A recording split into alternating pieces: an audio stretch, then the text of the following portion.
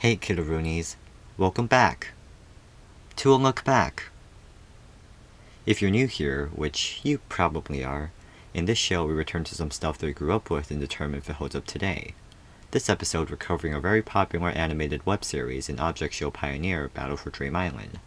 Much like last time, we'll be answering 2 questions by the end. Does it hold up today, and did I enjoy revisiting it? Alright, without further ado, let's begin.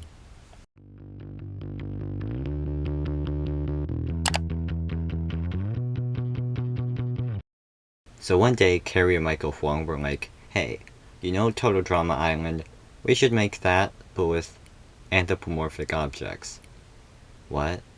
Why? I'm sorry, did I stutter? And lo and behold, Total Fiery Island's born in 2008. Now, this comic wasn't really a big deal at the time. It pretty much just served as a blueprint for BFDI, as it featured most of the characters and even some of the same challenges. It wasn't until January 1st, 2010 that BFDI, or Battle for Dream Island, was released onto YouTube. It quickly became a very successful series, and it's not hard to see why. They took the fascinating concept of animated game shows from Total Drama and added their own fast-paced surrealism. Another big factor in its popularity was that viewers decided who got eliminated during the cake and steak sessions rather than the contestants, which created a larger sense of community. Speaking of communities, BFDI pretty much birthed a new fandom of people who are interested in object shows such as this one, called the Object Show community. Yeah, real creative folks you got there. Now, I'm gonna be fair, I know very little about this community. I'm pretty much just an outsider looking in, and from the outsider's perspective, I'd say that I don't really get it. One of the first things I noticed is that most of the characters created by the fandom kind of have the same art style, or at least have a style that's very comparable to BFDI, which is understandable since BFDI was the first, and let's be honest, making creative and appealing new designs for talking objects is a pretty daunting job. If it ain't broke, don't fix it, right? But still, it just seems so low effort, you know? Like, I could make one of these characters in 2 minutes. Look, it's Imagine Dragons CD! No one likes them, they're annoying and obnoxious, and they make me want to sew my ears shut so I won't have to listen to them ever again. God, I hate Imagine Dragons. Another thing I noticed is that most of these shows follow the same formula. A good chunk of these other object shows share the same game show premise and art style of BFDI. To be fair, I've never watched any of these shows prior to making this video, so I watched a couple of them, namely Inanimate Insanity and one. II is basically just another BFDI. And Chris McClane's a host temporarily, which is pretty epic, but other than that, there isn't really anything distinctive about this show. Don't get me wrong, that doesn't mean it's bad. I mean, Season 1 definitely is aged like milk, but Seasons 2 and 3 are pretty great, especially Season 2. It had a lot of emotional moments that actually hit because the thoughts and emotions of the characters are built up over several episodes, sometimes even entire seasons. II is a surprisingly sharp show, and I found myself enjoying most of it. It's nothing mind-blowing, and it's quite hard not to compare it to BFDI with their incredibly similar art style, premise, and humor, but it's enjoyable, and that's all that matters. But then you have one, which is a genuine masterpiece. It's a brilliant dark satire of the genre with realistic characters that don't even want to be in the show. Wow. Who would have guessed that being taken out of your life and placed into a contest with an otherworldly host and constantly witnessing death isn't all that cool? One's got drama, it's got mystery, it's got great animation, and it's got a Radiohead reference. I guess this show truly has all I need. In fact, there's not just one, but 2 Radiohead references. One of the episodes is based on a song called Scatterbrain, but I didn't actually get that until I saw a comment on the video because Scatterbrain is just one of those songs that never stuck with me and I've only heard it like 2 or 3 times. One of those times being after I finished the show. Come on man, you could have picked any Radiohead song, you know? You kinda gave me an existential crisis and I didn't appreciate that. But whatever, doesn't matter, one's great. It's really enjoyable and gripping. Go watch it. So these shows are clearly not terrible, but still, to say that they're completely original and unique would be a bit ridiculous.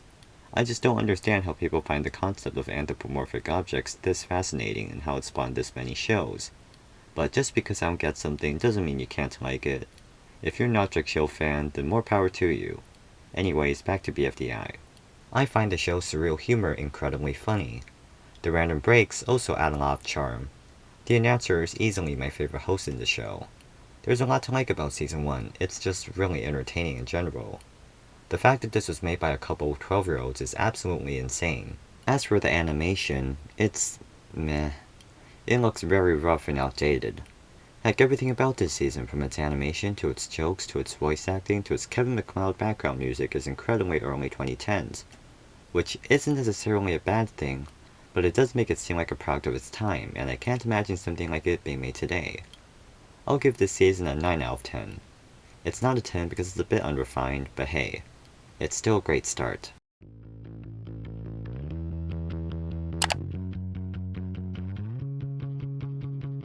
BFDIA, or Battle for Dream Island Again, was the next season, and my personal favorite. It retains the same charm and humor of the original, but is much more refined.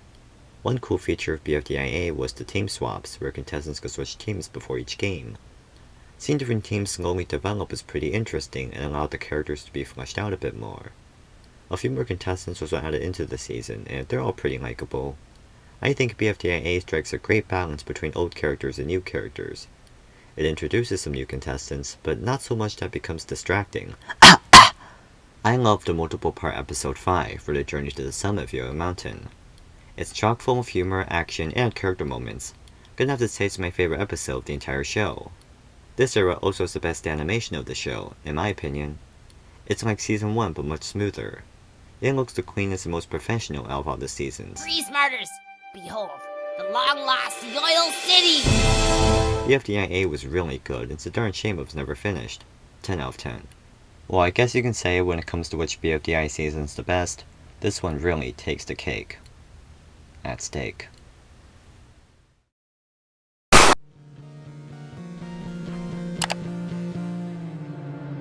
IDFB, or Island Dream for Battle, is considered the third season, but I don't really consider it a season because last time I checked, seasons are more than one episode.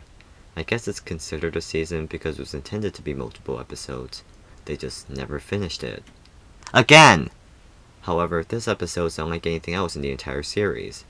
It's kinda like what the Looney Tunes show did for Looney Tunes, where it took the characters and placed them into more of a slice-of-life sitcom setting, and for the most part, it really worked. I enjoyed the more character-driven stories, and it was a nice breath of fresh air from the competition format. I also like to think of this episode as a sort of epilogue for BFDIA, since it also takes place in Loyal City and reveals who was eliminated in the last episode and why there were no more episodes.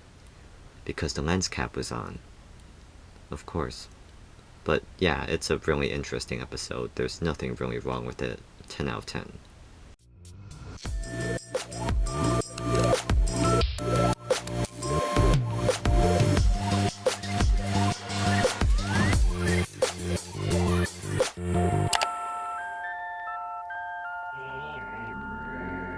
BFB, or Battle for Dream Island's the fourth season, and marked a huge shift in technical quality, with far more professional sounding voice acting and more expressive animation. It is undoubtedly the most ambitious BFDI season, with 64 contestants and 8 teams. Now, you might wonder, how are they going to characterize 64 contestants? They don't. That's one of the biggest issues of BFB. A lot of characters either have no personality or incredibly basic one-note personalities. But I still have to give them props for managing to bring all of the recommended characters into the show. That's impressive. This season also introduced our first seemingly non-mechanical host, 4 and their assistant X, both of which are from jacknjellify's video X Friends Out as Value, and they're okay, I guess. They're funny sometimes, I don't really have much else to say about them. The season's biggest issues stem from the tone. It starts off with the same quirkiness of the other BFDI seasons, but over time starts to take itself really seriously, which in and of itself isn't a bad thing if they handle the change well. They don't. A lot of the conflicts seem really forced, like when Book starts accusing Taco of deserting the team ever since she gets stuck in the Jawbreaker. It makes sense in context. 1. This misunderstanding is played as a joke, so why does it become a serious plot point? And 2. This whole thing could be avoided if any of Taco's teammates had, basic common sense. I just don't get it. The whole plot with 4 worrying that the contestants don't like them is also really stupid. Once again, 4's actions are played as random gags, so why are they suddenly treated seriously? 1 is still not far!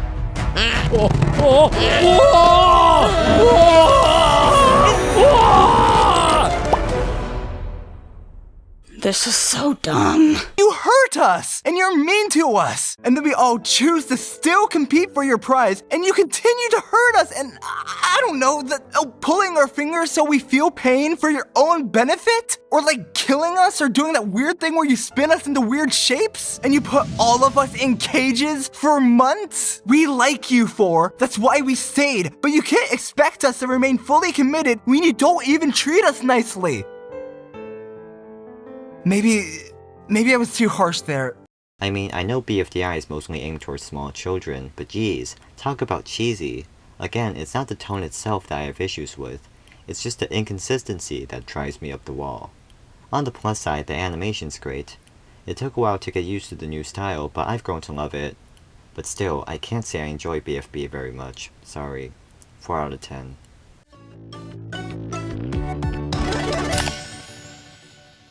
At some point while making BFB, the creators apparently realized that there were way too many characters in the show, since around halfway into the season, most of the contestants left BFB and joined the TPOT, or the Power of 2, which is the newest season of BFDI.